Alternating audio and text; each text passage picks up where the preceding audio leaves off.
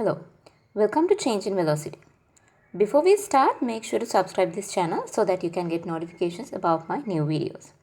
Today we are going to discuss about 2021 June paper 1 physics paper. Let's look at the questions.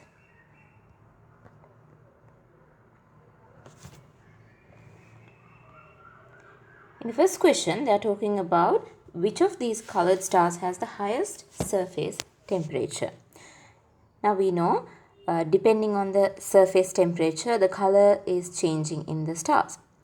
So the brighter the star is, it will have white color or blue color, but cooler it is, it will have orange or red color. So in this one, they are asking the highest temperature, so that we know it has to be white.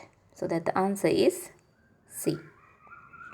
Next question, which of these is a stage in the life cycle of the sun? Now this refers to our sun. Our sun is having a small mass, or simply if I say our sun is a smaller mass star, so that it goes to the white dwarf stage. That's correct.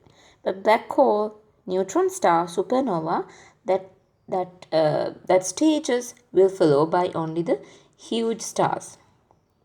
Next question. I will talk about this life cycle of a star in a separate video. Which of these is a stage nearest the end of the life cycle of a star with a mass much greater than the sun, so that it is a supernova? Because main sequence star is followed by all the stars and protostar as well. So supernova is the one which is followed by the much greater mass much greater than the sun. Stars which is having much more mass greater than the sun. Next question. The diagram shows the orbit of a comet around a star. Draw a labeled arrow to show the force acting on the comet due to the star. So we know star is a huge object which has a huge gravitational force applied on the comet, so that the comet will have some force applied. You need to use a ruler and draw this. I would use with my free hand. So it will get attracted towards that direction, towards a star. It has to point towards a star. Now in a different question, the comet can be located in a different place, but somehow from the comet the force has to be applied towards the star, and this has to be labeled as gravitational force.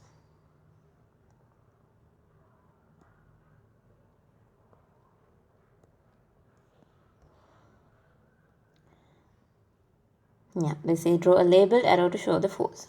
Next one. Second question. A student uses iron filling to investigate the magnetic field pattern around a bar magnet. Name the apparatus that the student could use to find the direction of the field lines. We know to find out the magnetic field lines, what we use is a plotting compass. Hope you can remember this experiment.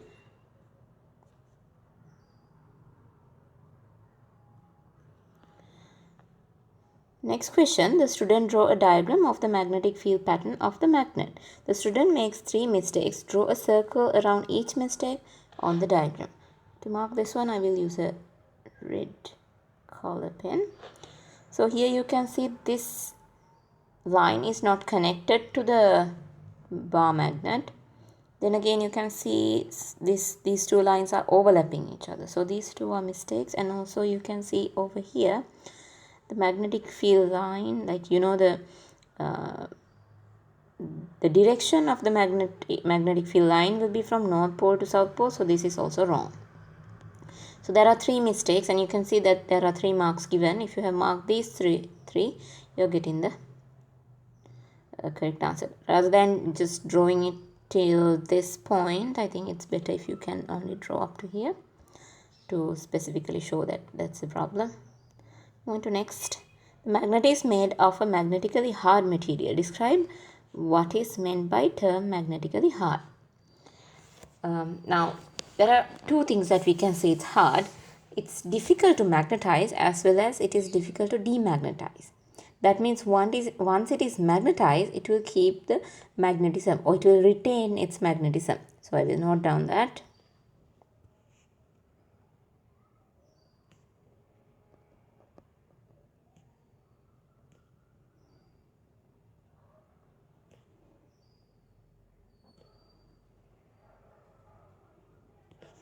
also.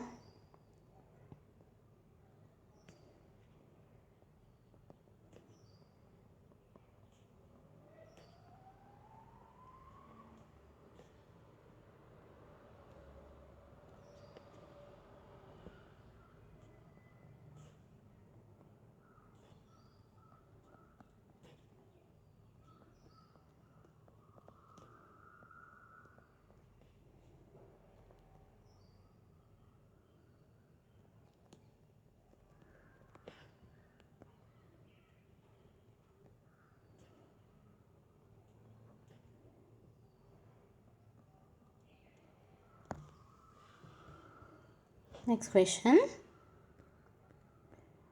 The diagram shows a model of chain reactions in a nuclear fission reactor.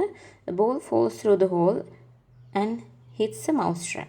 This mousetrap then releases another ball. Each released ball hits a different mousetrap.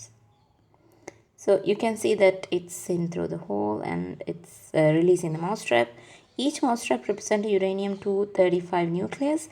Name the particle represented by the ball. We know that in this reaction which happens inside the nuclear power plants, that is the neutron, the fast moving neutron goes and collide with uranium-235, and that's where the reaction would start. So these tiny balls which are entering the hole, that those are representing neutrons or neutron. Describe what is meant by the term nuclear fission. Fission means splitting. Remember that one. Nuclear fission means the nucleus is splitting. And also one more thing. Since it's a 2-mark question, you need to write a little bit more than that. In this process, it releases or it divides into daughter nuclei, or it releases neutrons and energy. So we will note down the full sentence.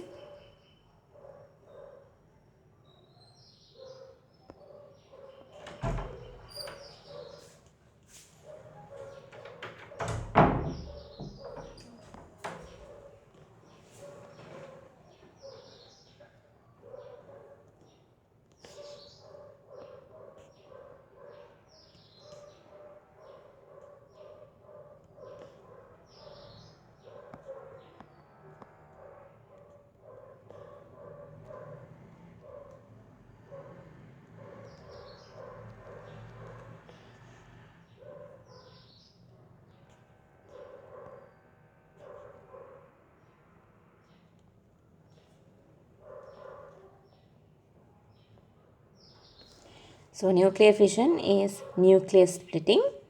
In this process, it releases 2 daughter nuclei, few neutrons and energy. Moving to next question. Describe what is meant by the term chain reaction. So chain reaction is when this reaction is happening continuously without any control. So we know in this, each of these reactions, each of the reaction when the neutron hits or absorbed by uranium-235, it goes through the nuclear fission reaction. In that process, it releases another few neutrons. These neutrons can go and absorb into some other uranium nuclei. So we will note down that one. Neutron released.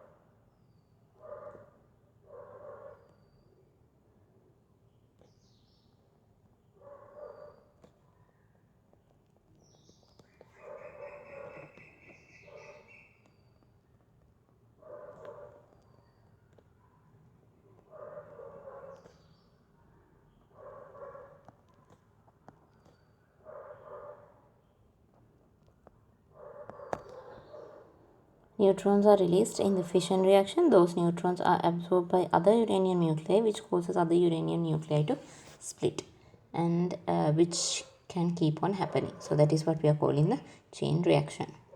The walls of a real nuclear reactor are not made up of plastic. Give a suitable material for the concrete of the walls of the real nuclear reactor. So the answer has to be concrete, or it can be lead. But since lead is it's a metal and it's a little bit expensive, so that usually concrete would be used. Use words from the box to complete the sentences about the moderator and control rods in a nuclear reactor. The moderator in the nuclear reactor can be made of graphite. Moderator is designed to slow down the neutrons.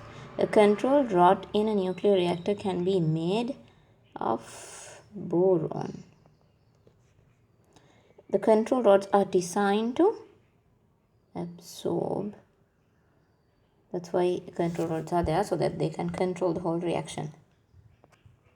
Next question. The diagram shows a velocity time graph for a car from the time the driver sees an obstacle in the road until the car comes to a rest. Calculate the acceleration of the car between 1.8 and 8 seconds. You need to use a graph and find out. So first of all, you need to write acceleration.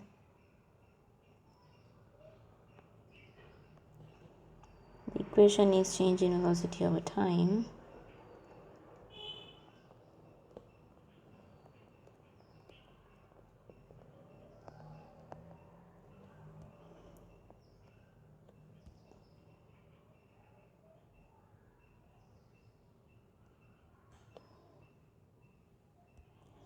If I substitute the original velocity that it's having is 30, so 0 minus 30 and 8.0 minus 1.8, the answer will be minus 4.8 meters per second square. So you need to answer with this minus sign. It's better because this is a deceleration. Calculate the braking distance of the car. So distance is find out by using the area. I would write that one. Distance equals area under the graph.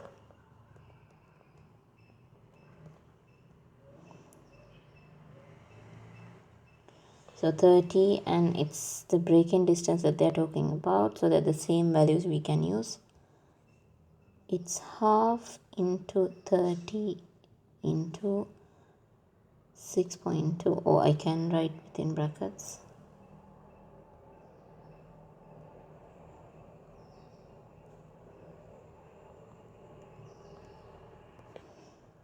Which will be almost 93. It's 93.75 or 93 I will use.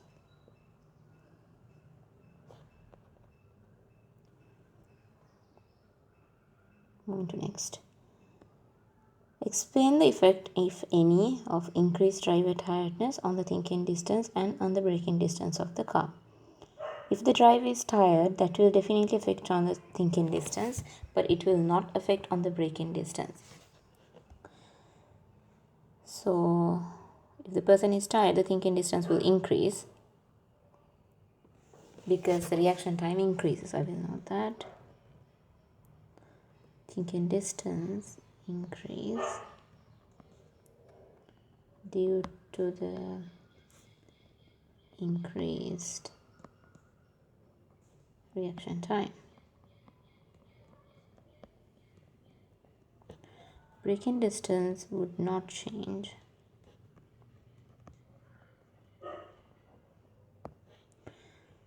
because there's no effect on the braking distance.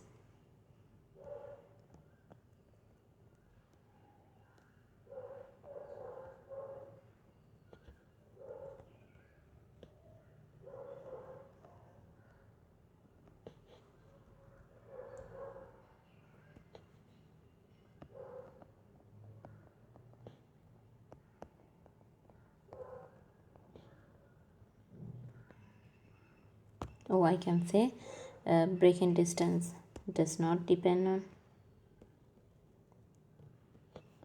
the break-in distance does not depend on the human error.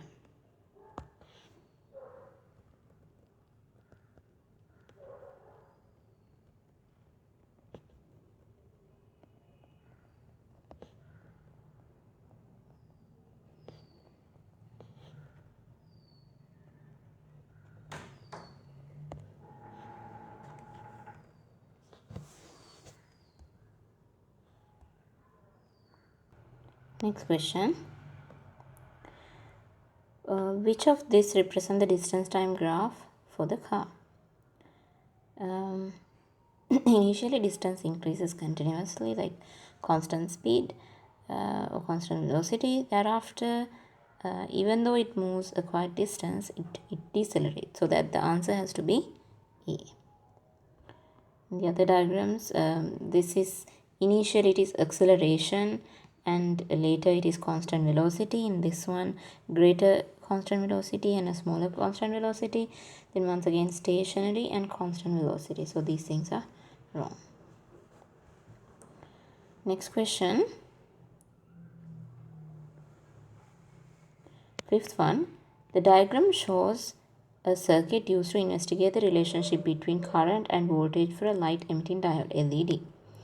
And draw meters on the diagram to measure the voltage of the LED and the current in the LED. So to measure the voltage, we need to use a voltmeter.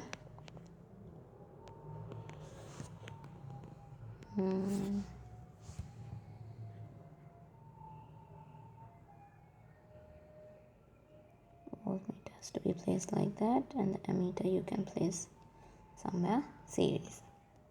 It can be placed anywhere in this path or loop. Next one, the table shows the results of the investigation. Plot the results on the grid. One of the results is anomalous. On the graph, draw a circle around the anomalous result.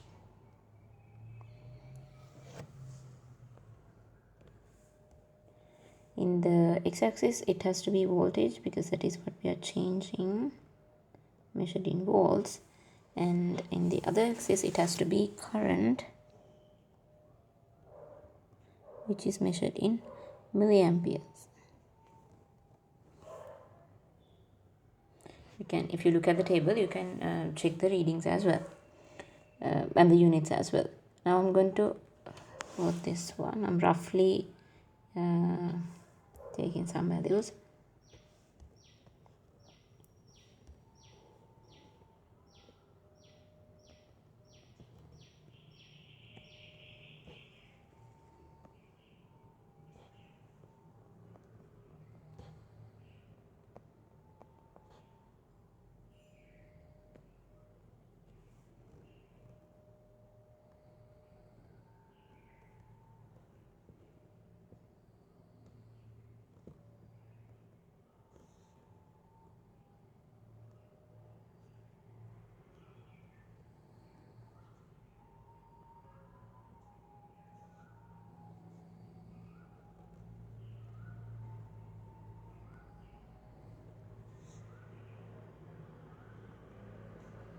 So these values you have to you need to look at what is the maximum value that you're going to plot and practice it few times. Then only you will be able to figure out which value to be written exactly.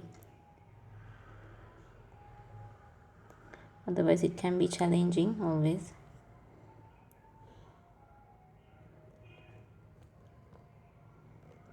to find out the correct scale.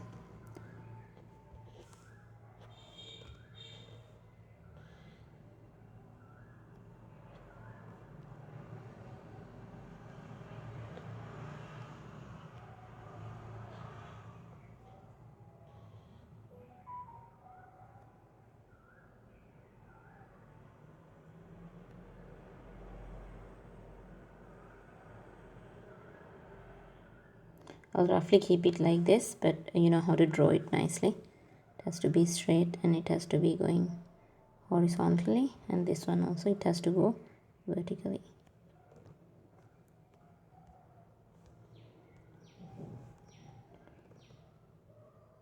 Now we'll try to plot.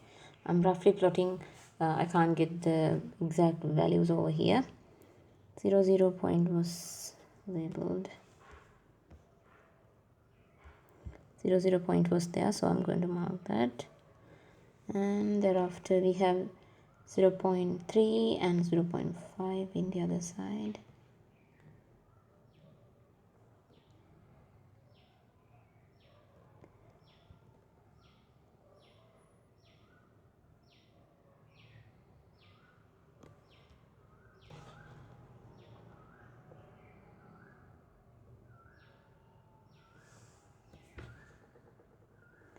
Then next point 0.35 and 2.5. You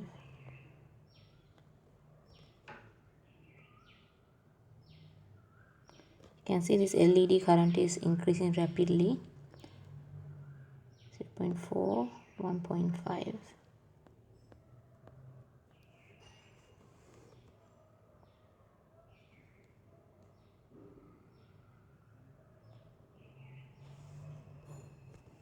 Next value 0.45, 2.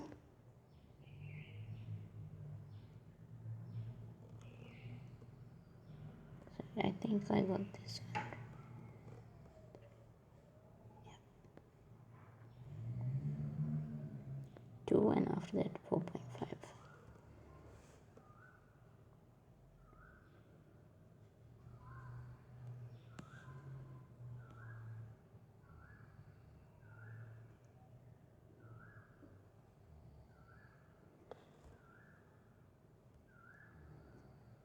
After that 0.55, it's 9, and after that 15.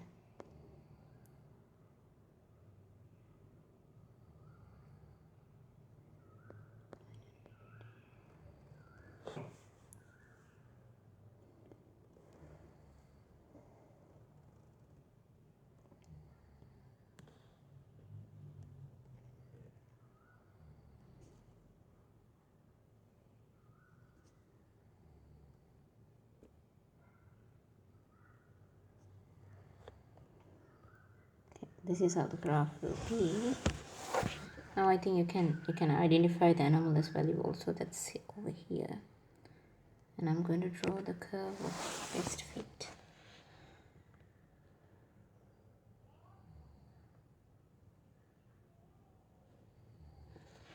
I think it looks kind of a fair diagram, but you can draw it better. Let's move to next one. Give a reason why a line graph is the best way of showing these results. Because this data is a continuous data set, so we can use note down. This data is continuous, or we can say this is not discrete as well.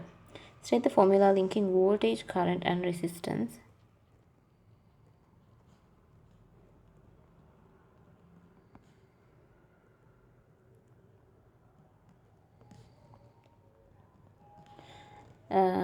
Let's look at the next question. Any current larger than 15 milliamperes will permanently damage the LED. The resistor in the circuit has a resistance of 270 ohms. Use the results and determine the maximum voltage of the power supply without damaging the LED.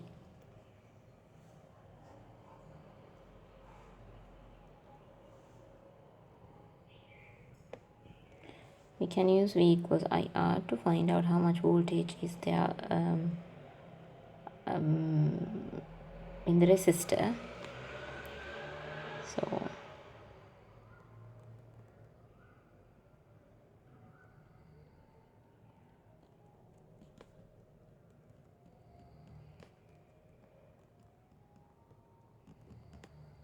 current passing through is 0.015 into 270, which is 4.05 volts, and we know that voltage of the power supply has to be the addition of voltage across the LED and the voltage across the resistor. So I'll write down that equation.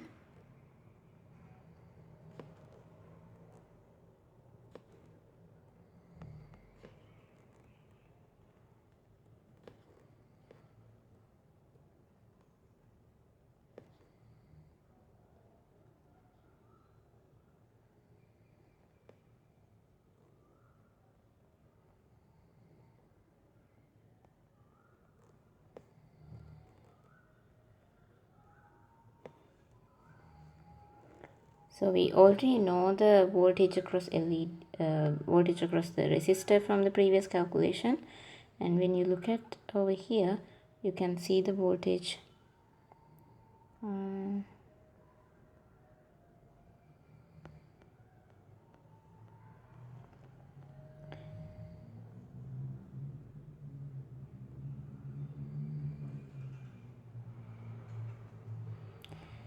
Here the safe voltage across the LED is around 0.6 volts, and we can use those two values, 0.6 volts plus in the previous calculation 4.05, so that the answer will be around 4.65 volts.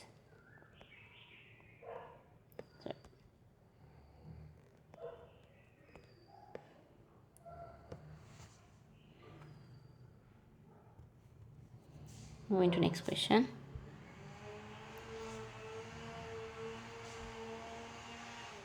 The diagram shows a container of water. The container has a heater in the bottom corner, a temperature sensor and a lid. Explain how a convection current is formed in the container. You may add to the diagram or draw your own diagram to support your answer. We know how the convection current occurs. That's simply because of the temperature difference, and also when the liquid particles or the fluid particles gain heat energy, they will start moving faster, so that they will take up more volume, so that the density decreases likewise. So I will note down those points.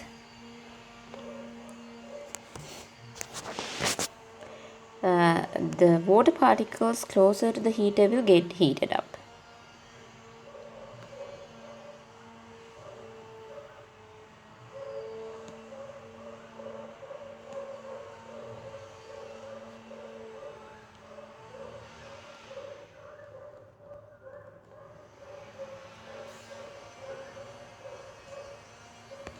And we know that water expands.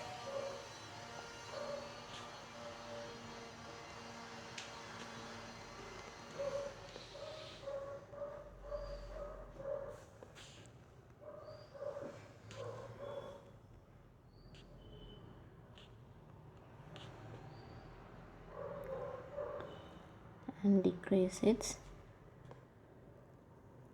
density.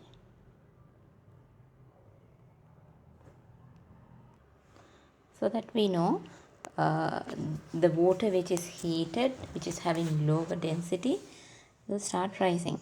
I will say warm water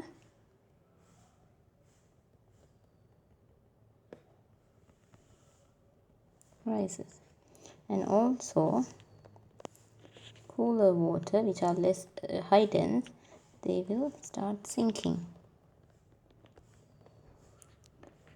This process continues.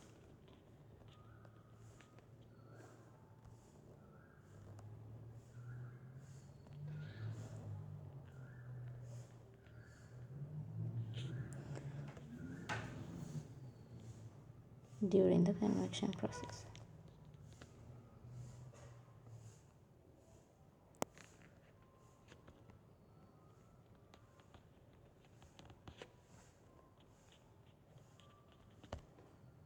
Okay.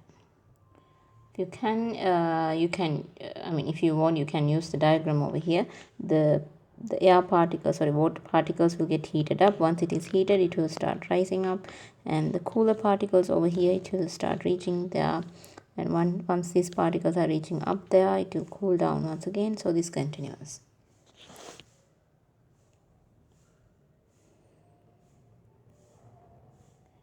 Moving to next question. The graph shows how the temperature sensor reading changes with time. It shows the change in temperature when the container is full of water and when the container is empty. Describe the relationship between the temperature and time when the container is full of water. So what we can simply say is the temperature is increasing with the time, but later on in the later half you can see that the temperature rise is reducing.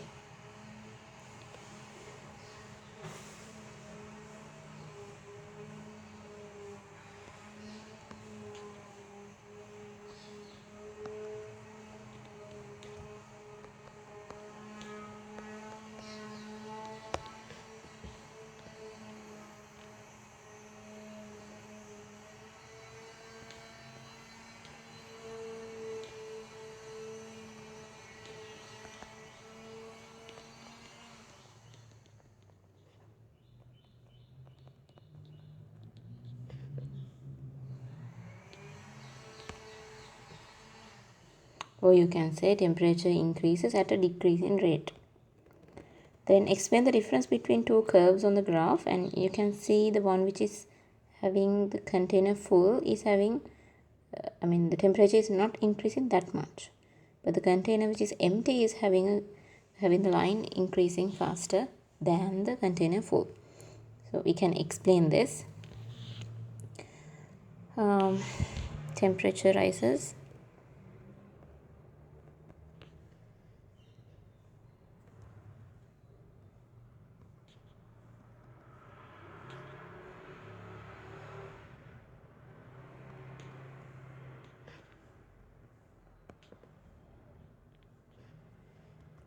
Temperature rises faster or quicker when container is empty.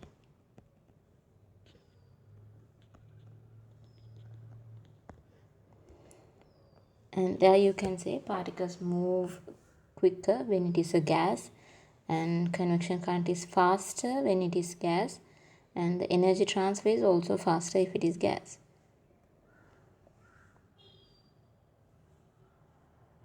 If you compare this with the water filled container, if you have water filled in that same container, there will be more amount of water, and water specific heat capacity is higher.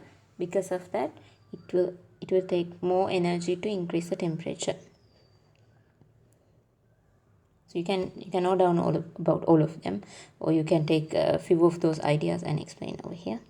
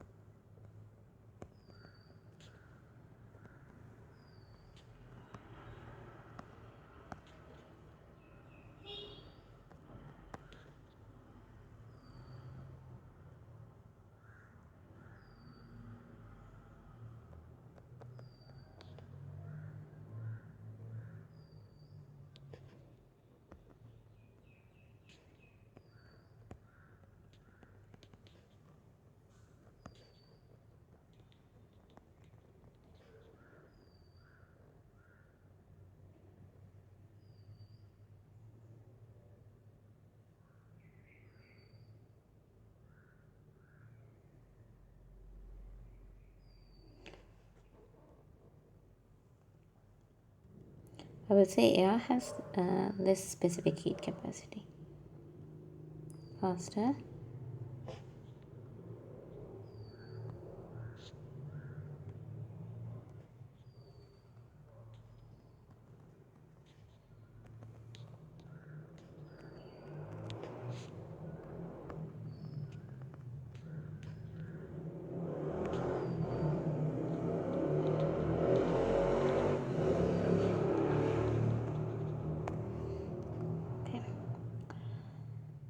Moving to next. The diagram shows a track produced by radiation in a device called cloud chamber. The tracks are formed when particles ionize the material in the cloud chamber. Alpha particles produce the shorter, thicker tracks. Beta particles produce the longer, thinner tracks. Explain why alpha particles produce the shorter and thicker tracks. We know that the alpha particles are heavy and also they have more ionizing power. So we can say alphas are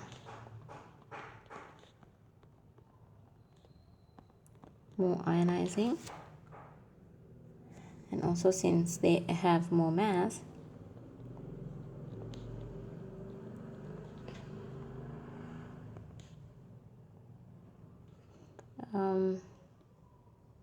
which would it would go a little bit more slower, and we can say alphas do not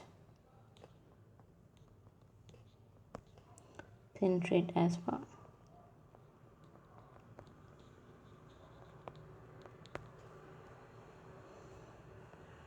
Uranium-235 is an isotope of uranium that can decay by emitting an alpha particle.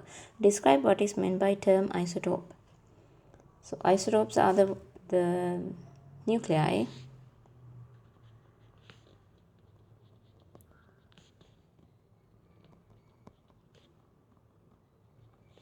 with same number of protons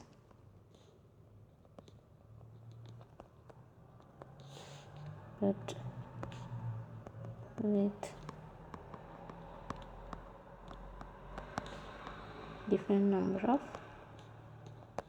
neutrons. To next. Complete the equation for the decay of uranium-235. Uranium-235 decays to thorium-231 with a half-life of 700 million years. Okay, in this one it's alpha, so alpha, the mass number has to be 4. If 2 of it is removed, means this has to be 90. Show that after 2100 million years, there are 7 times more thorium nuclei than uranium nuclei in the rock. I would explain it in this way. Initially, the whole thing is uranium. But after some time, after each half-life, this is decaying into thorium. So, after one half-life, it's going to be half only. And after another one half-life, only 1/4 will be uranium. And after one more half-life, another 1/4 will be gone.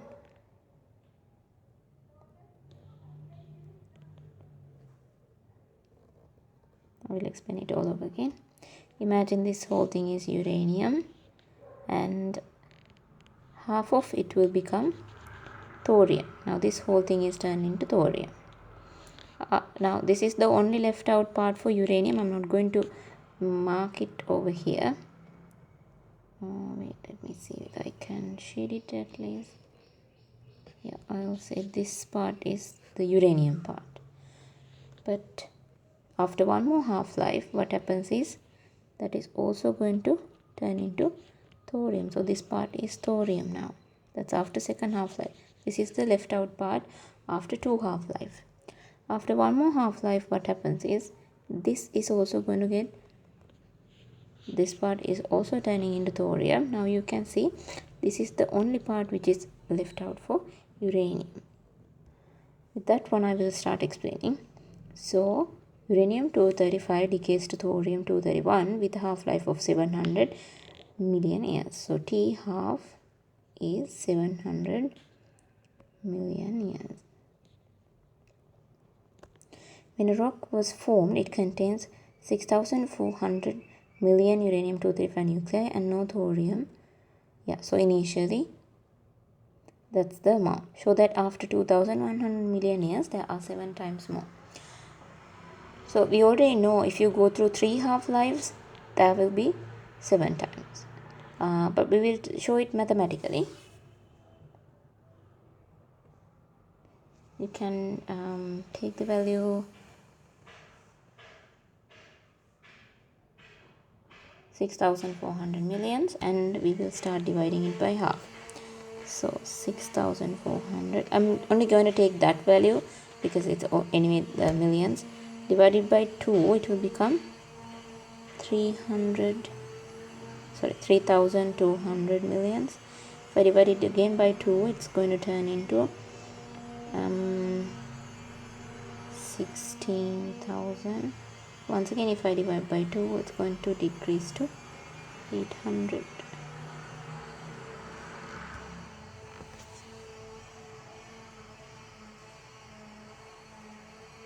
Wait. Asking show that after this much years, right? So first of all, we need to find out how many half-lives are there for 2100 million years, so that we will find out the number of half-life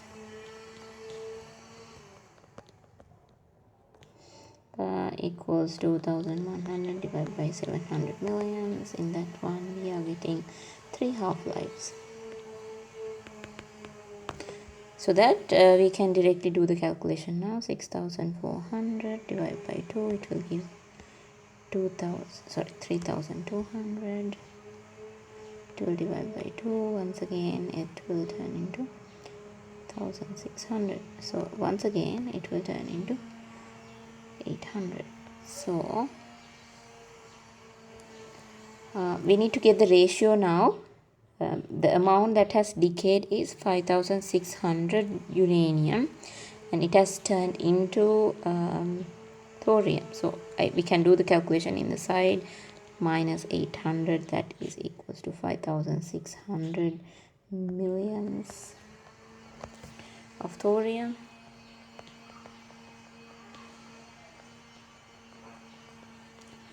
And the left out is 800 uranium nuclei.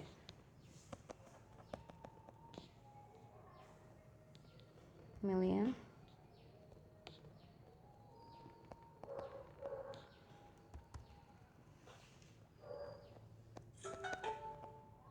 uranium. So that if you take the ratio, you can see 5600 to 800. The ratio will be 7:1. Or you can say, you can simply show that by multiplying 800 into 7 also, that 5600 is 7 times, or like the other way around, 5600 divided by 800.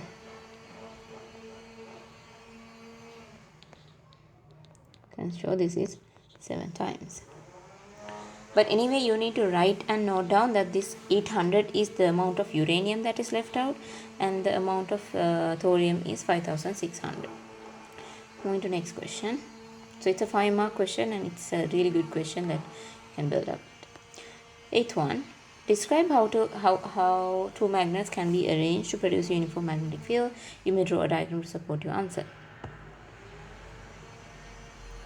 We know that the North Pole and the South Pole has to be facing each other. I will use a bar magnet, another bar magnet. So here it is North Pole and South Pole in the other side. So what we need to mention is keep two magnets with opposite poles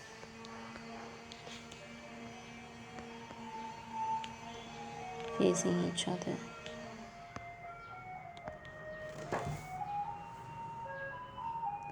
Keep two magnets, I'll say keep two magnets closer to each other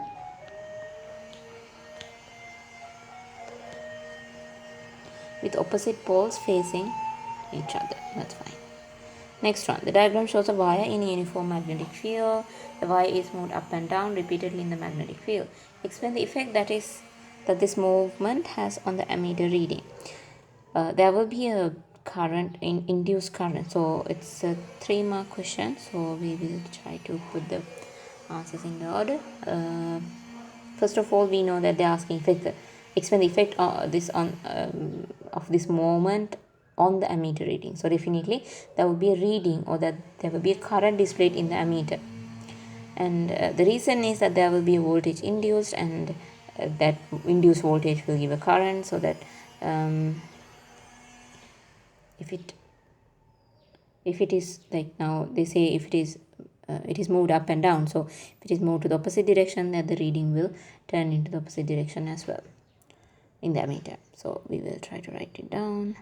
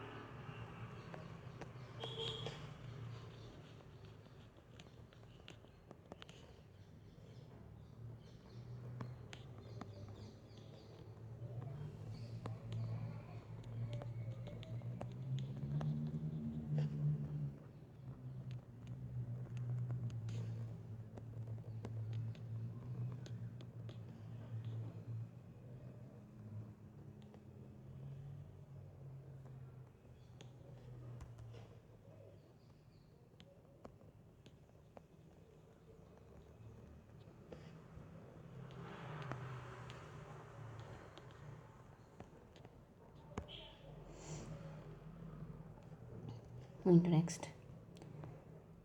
Explain the effect on the ammeter reading of moving the wire with the same amplitude but at a higher frequency.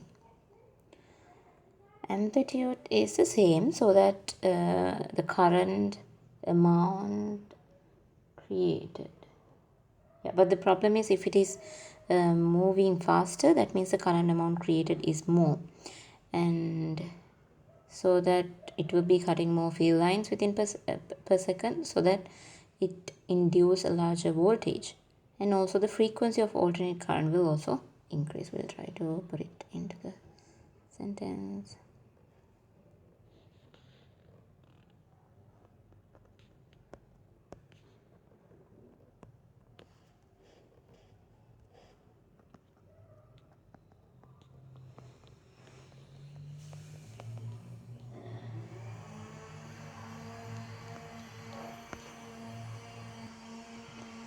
The frequency of the alternating current also increases. Moving to next question. The photograph shows a whale jumping out of the surface of the sea. At the top of the jump, the whale's velocity is 0 meters per second. The whale falls 2.2 meters from the top of the jump to the surface of the sea. Calculate the velocity of the whale when it hits the surface of the sea. So there are a few things that they have given already. That they have given top of the jump, it is 0 meters per second. That means kind of stationary, and when it is the highest point that it is reaching is 2.2 meters. What we can simply use is the v square equals u square plus 2a's calculation, where we can easily find out v. U value is 0 plus 2. Acceleration, we know that is the gravitational acceleration, so that 10 2.2, we need to take the square root of this, so the answer will be 6.6 meters per second.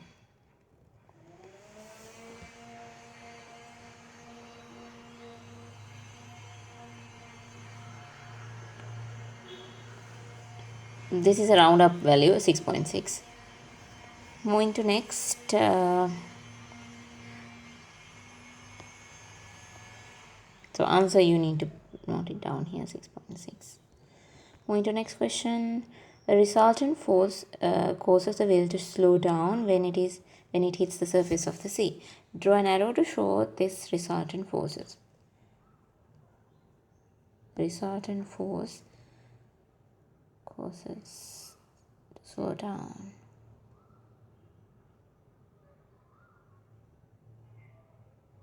Yeah, that force has to be applying upwards. That's why it will slow down. Just they're asking to only to draw the force. Moving to next. The resultant force acting on the wheel is 18,000 newtons. The mass of the wheel is 4,100 kilograms. Calculate the acceleration of the wheel. We can use F equals ma equation, and the force is given, so that A equals F over m, and F is 18,000 newtons divided by 4,100. Answer will be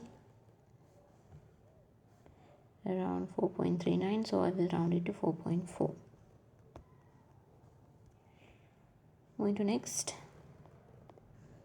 The diagram shows a device called hydraulic lift. The hydraulic lift consists of a tube of oil with a piston at the end. Now this is related to liquid pressure and kind of solid pressure, lesson both. And calculate the pressure difference between the bottom of the piston X and the bottom of the oil. The distance they have given, so that you can use the liquid pressure equation, which is pressure equals H rho G, which is 57. So I will say 57, and this is given in centimeters, so you need to do the unit conversion. Multiply into 10 to the power minus 2, or you can divide by 100. Density is given, it is 820, and G is 10. So that the answer would be 4,670 pascals. You can write as it is.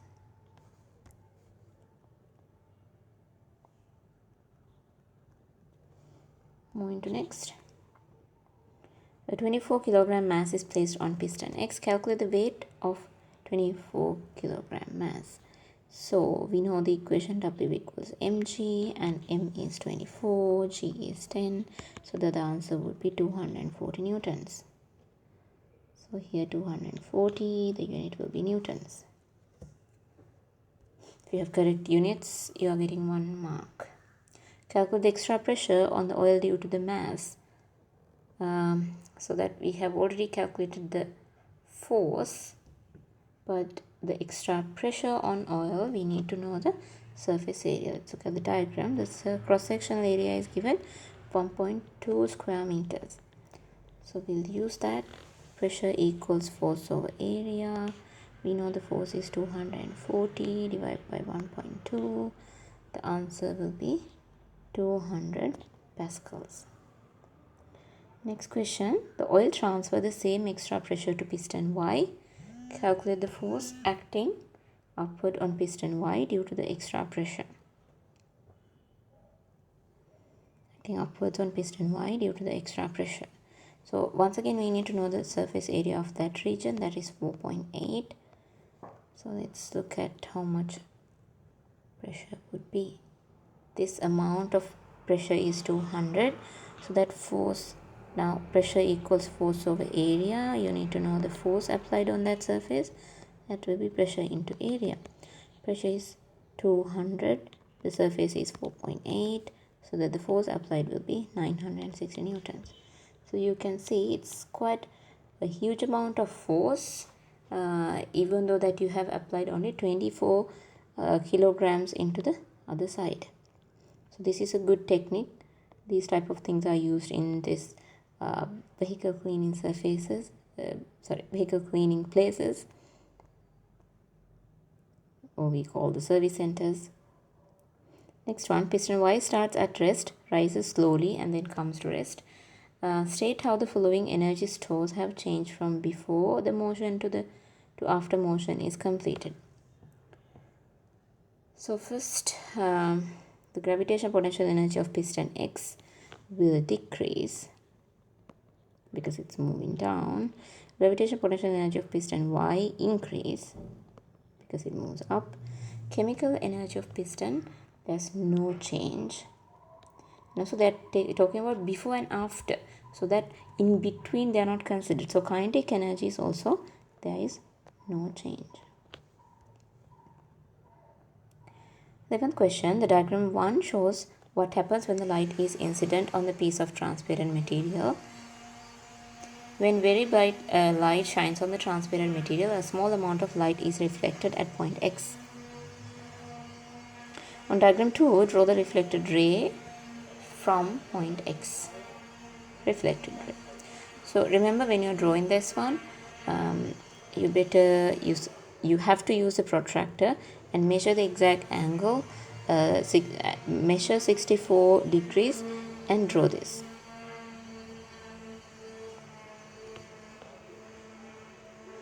So this value has to be 64. You have to measure that. Now in this one I have roughly taken, since I don't have a protractor here to measure.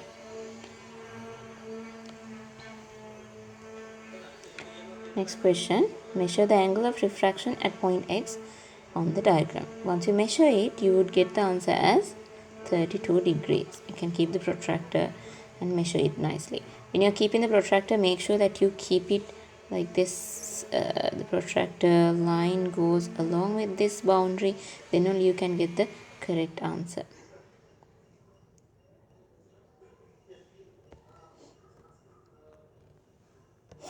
State formula linking refractive index, angle of incidence and angle of refraction. For this one, I would recommend you to write the symbol equation, which is n equals sine I over sine r. Show that the refractive index of the transparent material is above 1.7. So we have the values already. So n equals sine 64 divided by sine 32. The answer would be 1.696. I would say this is 1.7. Moving to next. State the formula linking refractive index and the critical angle. This one also I'm going to use the symbol equation. 1 over n equals 1 over sine c. C stands for critical angle. Calculate the critical angle for transparent medium. That is C. Here I will say sine C equals 1 over 1.7. Then C equals sine inverse 1 over 1.7. So that the answer would be 36 degrees or 36.03. I'll write it over here. And next one, explain the behavior of the light at point X and point Y and Z. At point Y and Z, you can see in both surfaces it's a total internal reflection. We will note it down.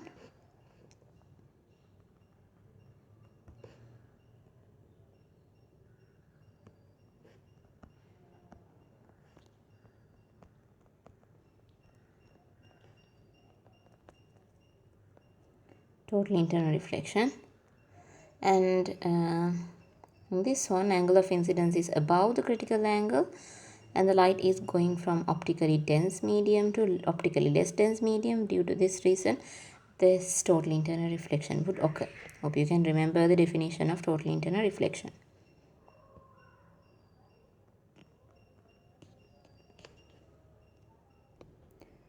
Light would be going from more optically dense to less optically dense medium. These are the two conditions for the total internal reflection to occur. That's it then. Please make sure that you like this video. That's what will keep me motivated. And also, if you would like to know anything else and if you need to say anything, please comment down below. Thank you. Bye.